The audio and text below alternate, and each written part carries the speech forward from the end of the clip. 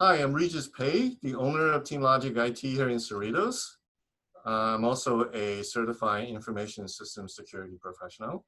Today, I want to talk about a topic that many of you must have heard about, but have probably chosen to ignore it because you hear it so often. It must be not that important. But I think the reality is this is a topic that's never going to go away in the cybersecurity space. And the topic is security updates. Just to give a little bit of background for those of you who may not understand why is it so important to have to be vigilant around security updates. So if you think about it, just about everything that connects to a network, be it your Wi-Fi, be it the internet, anything that connects to the network, most of those devices have something that we call a piece of software behind it.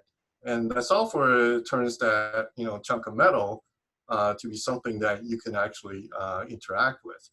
And the nature of software is they're just code. You have developers who develop these software. They try their best to test, but oftentimes they focus on the functional side of the software. So make sure that software does what it's supposed to do. But there are these mechanics within the software that oftentimes actually expose those software to hackers. And those, unfortunately, are often overlooked in terms of testing. And also, the fact is, there is no such thing as a bug-free software. Every piece of software inevitably is going to have some. So you put those two together, you have, oftentimes testing for security vulnerabilities, and every software has bugs. You end up with these exploits or vulnerabilities that hackers can take advantage of. So there's a cat and mouse game between the manufacturer of the devices or the software and the hackers. These vulnerabilities are discovered on a daily basis, and I'm sure the manufacturer of the software tried their best to provide with patches. But like I said, it's a cat and mouse game. And so when these patches do become available, it is really for everybody's best interest to apply these. And because it's a cat and mouse game, this thing is never going to go away. It's going to be something that's just going to be around and be with us forever and ever. So it's a topic you'll hear me talk about, continuously, and you'll probably hear, a lot of other security professionals talk about. So let's talk about how to protect yourself. What you can do. What are the things that in 2020 that you can do to protect yourself? Now, one of the things that happen in this space that have evolved over time is the hackers have become smarter, but so have the software vendors or the manufacturer of these devices. So they have pretty much introduced, most of the manufacturers or software developers have started introducing a lot of automatic patching capabilities. Unlike the old days where you're on your own, you're responsible for checking every piece of equipment or software that you have. These days, oftentimes it's a matter of just enabling auto updates. So for instance, your web browsers, if you use modern web browsers like Firefox, Chrome, or Edge, just make sure that you have auto update turned on. And then essentially these browsers, whenever they restart, they would check and it would do the update.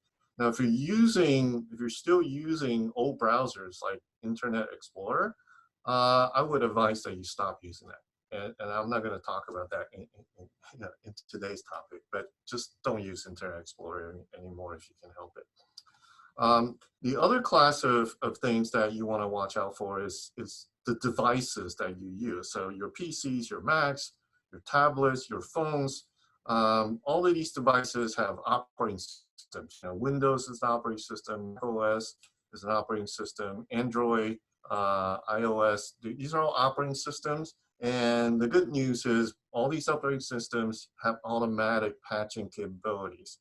You may have to go and turn it on, but once you turn it on, And if you leave your computer on for overnight for an extended period of time, it will actually automatically download and apply these patches. If you're at work, you may want to look at some form of patch management solution that actually can manage the timing of the patches and selective patching, so that you only patch the critical stuff, for instance, and not patch the less critical stuff, so that it doesn't break, reduces the opportunity for breaking some business software. Another group of devices that's often overlooked, but I'm pretty sure you guys all have it in your home, are your internet routers, the routers that you use to connect to the internet. Most of these routers are not patched, especially if you have routers that are more than 3 to 4 years old.